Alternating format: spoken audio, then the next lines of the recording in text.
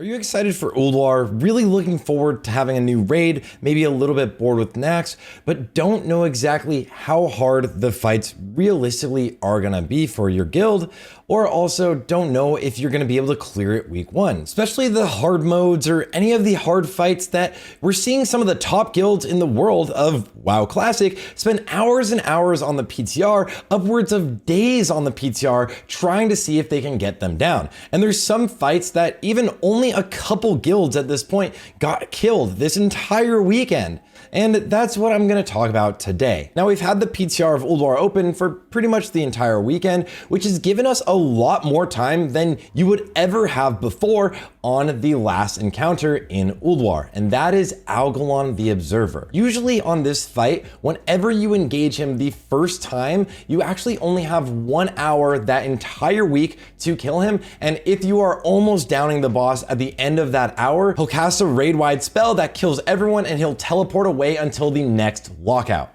That means you literally cannot fight him again for more than 1 hour every single week. This fight is actually shredding tanks, it is destroying raids, and some guilds even think it's actually impossible to do. It's one of the hardest mechanical fights that we've ever experienced in Wrath Classic, and with the time limitation of only 1 hour per week, most guilds won't be able to clear this boss for weeks, if not even months, maybe even until Ulduar is actually nerfed.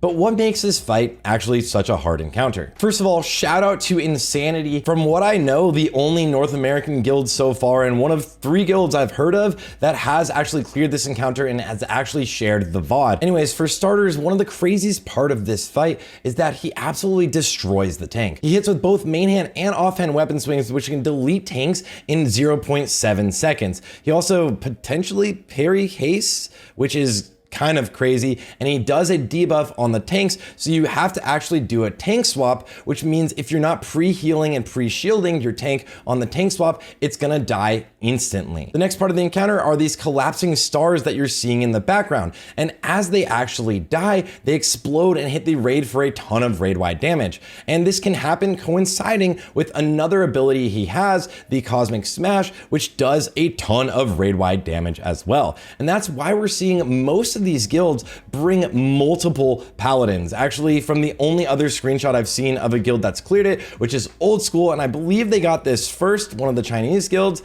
they actually also brought 6 paladins. Paladin stonks are way up, and the reason why you're bringing so many paladins is very specifically for divine sacrifice. So your D-sac, where you can make sure that the raid takes less damage on the kill, is gonna be huge, guys. And realistically, if you don't bring the right composition for fighting this boss and you go in there kind of willy-nilly, he's gonna despawn so quickly. You're only gonna have a few attempts and you're not even gonna get that far. Now, going back to Insanity's kill, you can see this divine sacrifice right here, as I was just mentioning, is one of these CDs where you can use to massively mitigate the raid damage. If not, you're gonna take a ton of damage and you actually will get overwhelmed quite quickly, especially if any of the 2 AoE abilities line up with each other. Now, the next reason why this fight is so hard is because it actually requires a lot more raid coordination and raid-wide awareness than pretty much anything we've dealt with so far. There's these dots or just spots on the ground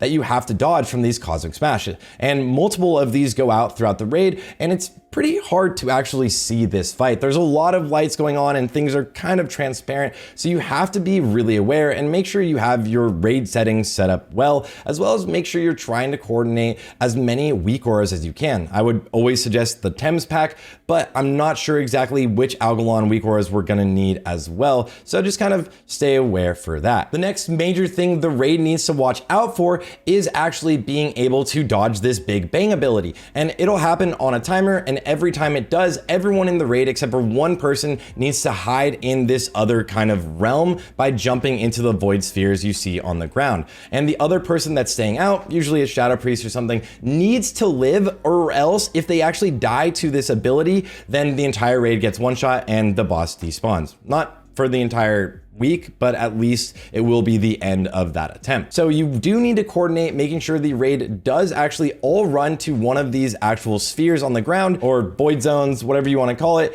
whenever the Big Bang ability is going to go out. And how these actually spawn is by killing these collapsing stars, the little ones you see kind of moving around the room. And these collapsing stars will die on their own, but you do have a ranged DPS trying to coordinate killing them, and when they blow up, it will do a ton of raid damage. So you don't want that to happen exactly on these smashes that you just saw go out in the background. The next challenge to this fight is that at 20%, Algalon enters phase 2. And from what happens here, ideally you have a Big Bang kind of go off right before phase 2, because the phases actually get a little bit scary and it becomes kind of like a burn race. He will start spawning ads that will spawn, I believe, every 30 seconds, and your off tank will just start tanking them and you'll pretty much ignore them and burn the boss.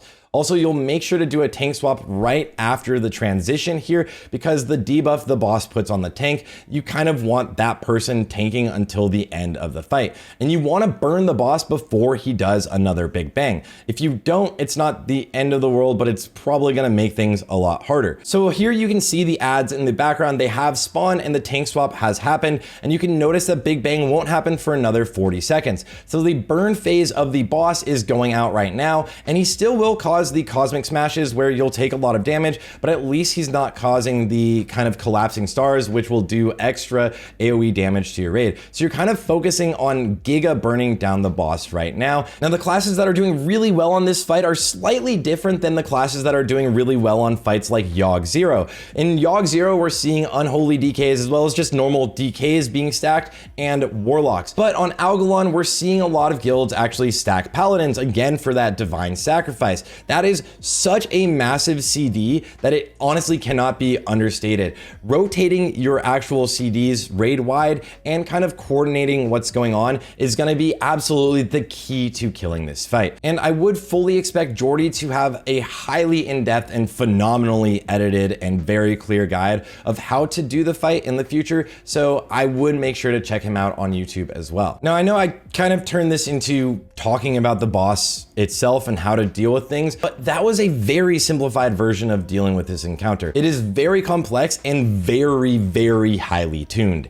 It is extremely hard, and guilds are going to just be destroyed by this boss. And you, again, only have 1 hour per week to even deal with it. So if the PTR comes back again, I would highly, highly suggest sending your guild in to get some practice in on this fight. Now, I'll have Yishak's POV from a Frosty K, as well as Silas's POV linked in the description. And one more time, massive shout out to Insanity for clearing this boss and allowing me to actually share it with you guys. And from there, guys, I'm gonna have a full recap of the PTR and hopefully some breakdowns with some of my friends coming very soon on the channel. So make sure to stay tuned and make sure to like and subscribe if you want to stay updated on Ulduar, see how it's evolving. We might see some changes and just kind of know what's going on or what your guild can do to actually clear the raid. Thanks for watching, guys. My name is Sarthe, and as always, I'll see you all on the next one.